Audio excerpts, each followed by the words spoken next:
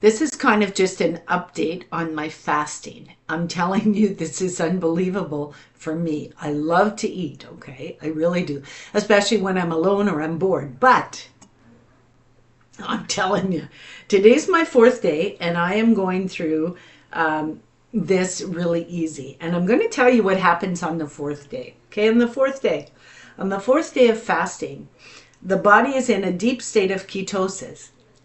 Okay, utilizing fat for fuel, which often leads to reduced hunger, um, fatigue, um, dizziness, or intense food cravings. I don't have any of that. I'm not hungry though, so I'm right in that. I'm in that pattern, so I'm not hungry at all. My body's in a deep state of ketosis. Yes. Okay, and I'm not having any intense food cravings.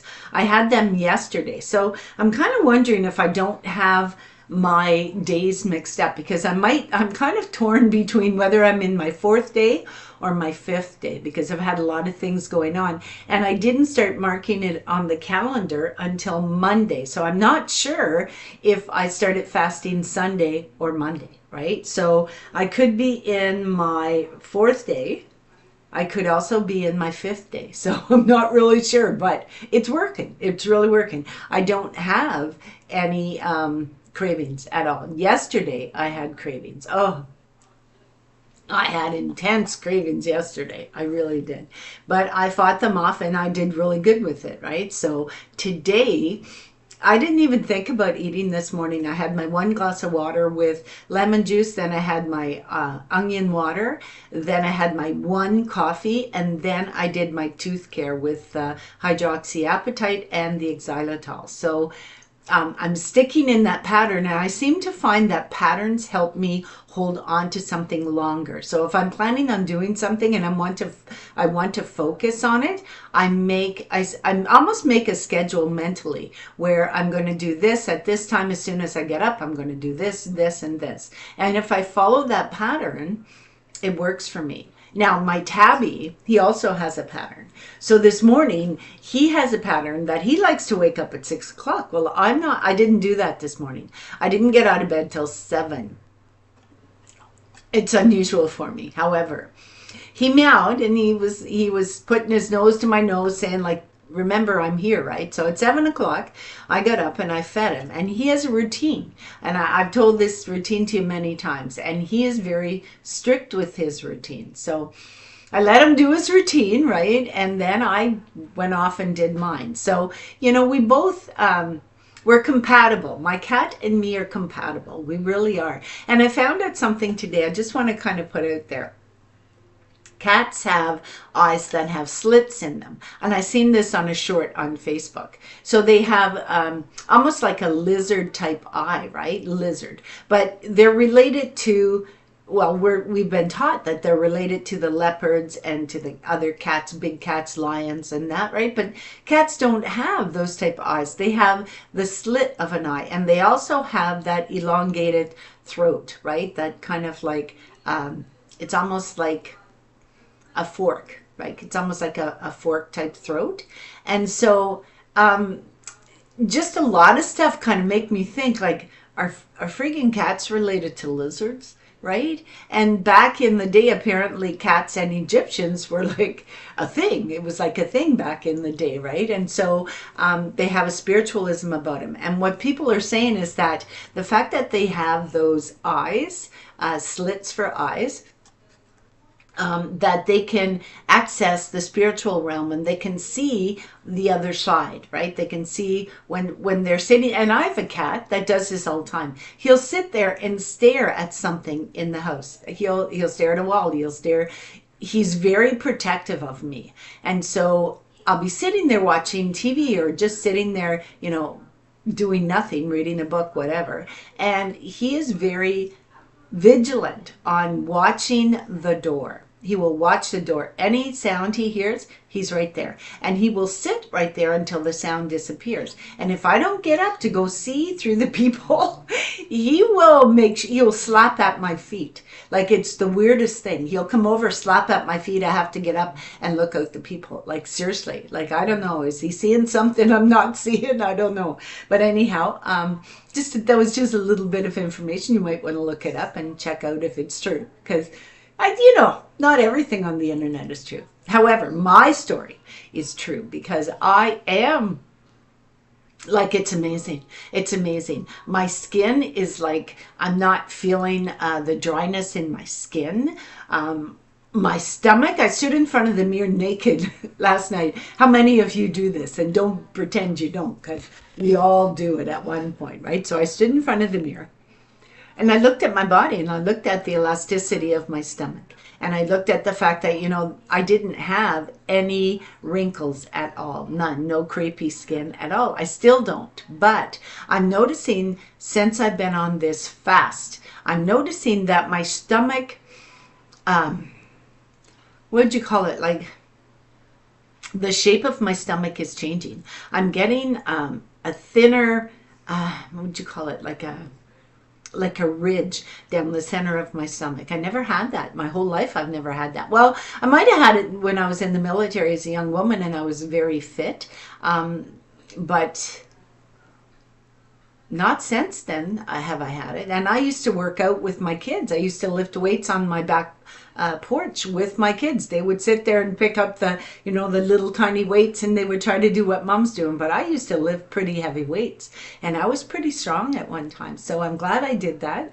But where was I taking this story? Anyway, where was I taking this story? Oh yeah, okay. So the benefits that are coming from this fast, it just seems to be detoxing my whole body. And what I'm hoping for is on the 7th day, they say that on the 7th day, that your body has reset itself. And so a lot of the things that I was having problems with, the neuropathy in my big toe on my right foot,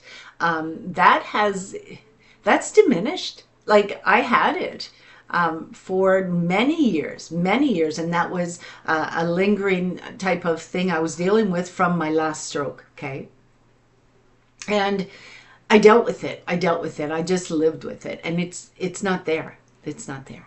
The only other thing I want to do, and I'm going to do one way or the other in the summer, is I want to ground.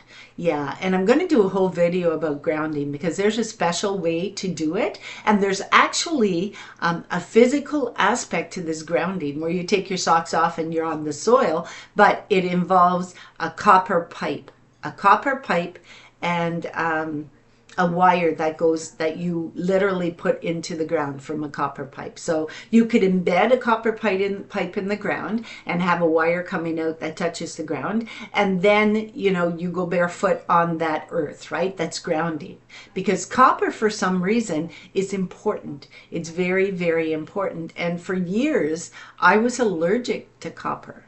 Yeah, I couldn't wear necklaces or bracelets that had copper in it because I would break out in a rash. But now I have a copper bracelet and I've been wearing it a lot and I'm not breaking out in a rash. So I really think that there's something to this detox that I'm doing, and I'm glad I found it. I mean, I was just strolling through or trolling through the internet, is that what they call it?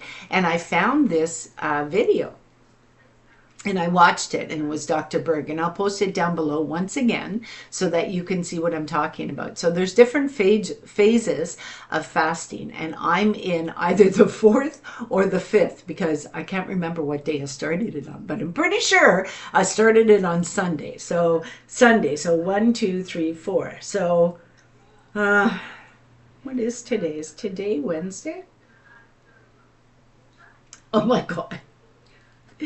Today's Thursday. Okay, so if I started it on Sunday, I'd be 1, 2, 3, 4. I'd be in my 5th day. If I started it on Monday, I'd be in my 4th day. And listen, I don't have any cravings at all. At nothing. Nada at all.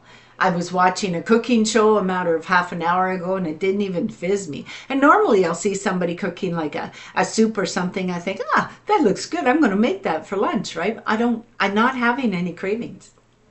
So this is the 5th day. Everything is working good. There is something that I'm noting, and I'm going to show you. It's kind of weird, but my hair is taking on a different texture, and I don't like it.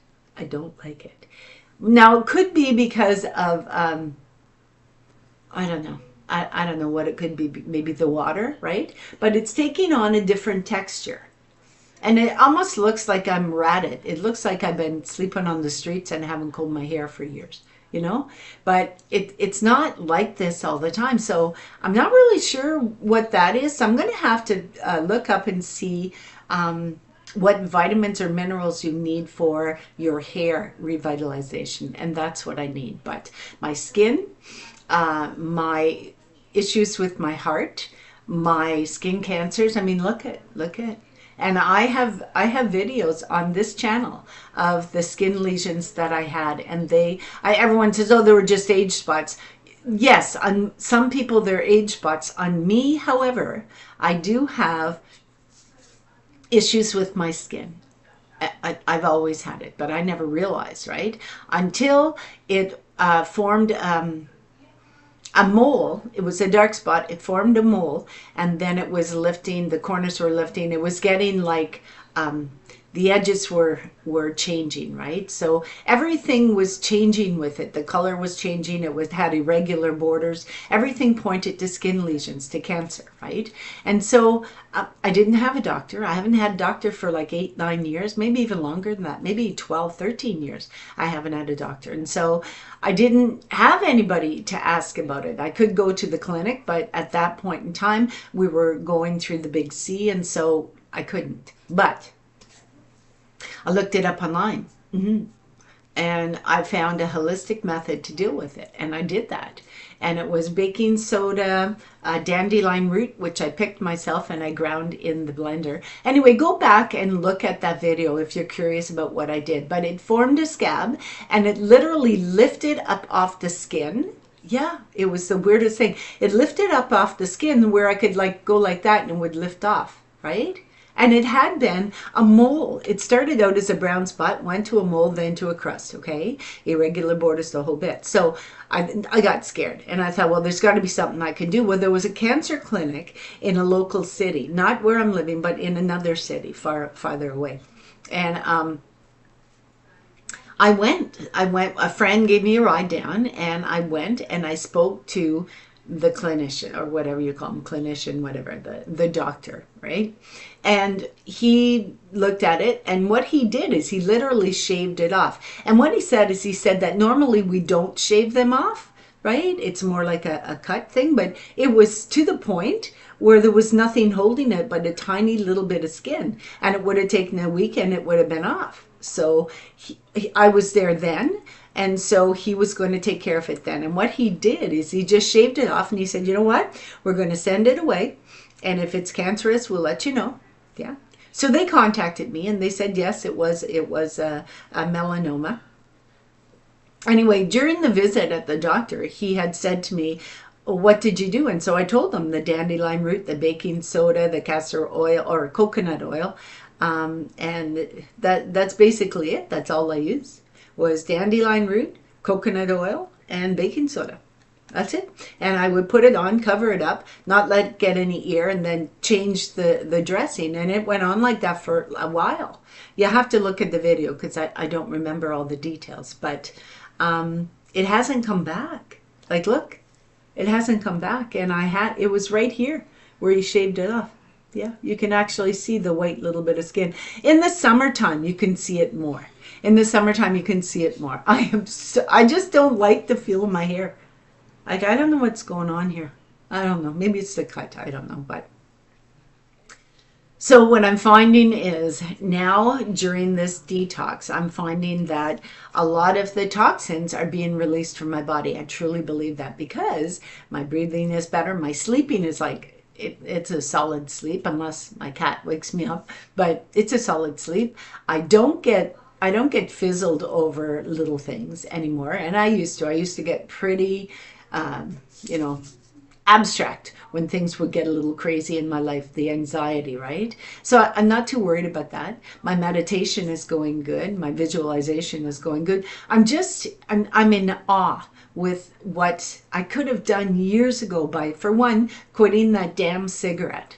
Ugh, I'm so angry at myself. I have more resolve than that. I'm smarter than that. I am. And I am not a play toy of the universe. So I finally have found my grounding. I've found who I am, and I'm attempting this detox of all the shit that's in our world, okay? Television shows that are useless, that just kind of spur you. I can't even watch the news anymore because you can see the bias in the news. I don't watch it anymore, okay? I live my life. I'm not going to sit and watch the boob tube with someone telling me how to live my life, okay? I do love YouTube. I love YouTube because there's so many channels that have interesting, fun things, and there's different personalities. And because I'm isolated, that's like my go-to. That's like my companion, right? But I don't, as soon as I see something that mentions sexual exploits, or even some of the music that we have now where the pants are down to the past the butt and you can see their G-strings, and they listen to that music like My Wet something or other, you know, like those channels, those songs, I just flick it. I flick it. I have no use for vile crap like that in my life. I don't. So if I see a newscast is as bad as a song that is sexually explicit. Like, I don't need that. I don't want it, and I don't watch it. Now, everybody's in a kerfuffle about their health. Well, you know what? If you're in a kerfuffle about your health, you don't necessarily need to go to someone else to tell you, okay? You need to listen to your body. Your body will tell you exactly what it needs. And your body will fight those things that you are putting into your body that are not good for you. Your body will fight it. It'll kick up a fight. But you know, everyone, including your body, gets tired of fighting constantly, day in and day out. And you know, those beneficial bacteria in your body, they're going to ask for a divorce very soon. So I'm taking this, I'm going to family counseling here with my 7-day fast. You know what I'm saying? Like, I'm going to save my marriage to my body. I'm going to save it because I'm going to work on it, right? Because I am worth it. So I am in ketosis right now, and I'm happy about that. That's a good thing. I'm excited about it. And I'm hoping after that 7-day fast is over, which will be Saturday. Okay, if I started Sunday, 1, 2, 3, 4. Oh, wait. 1, 2, 3, 4, 5, 6, 7. It'll be over on Saturday. If I started on Sunday, it will be over on Saturday, 7 days. But because I can't remember, because I can't remember, what I'm going to do is I'm going to fast until Sunday, right? And I'm literally going to put this into my schedule, my life schedule, my daily schedule. What I'm going to do is I do intermittent fasting. So this is a cleanse, okay, of my body of the toxins, but I'm going to continue to do intermittent fasting.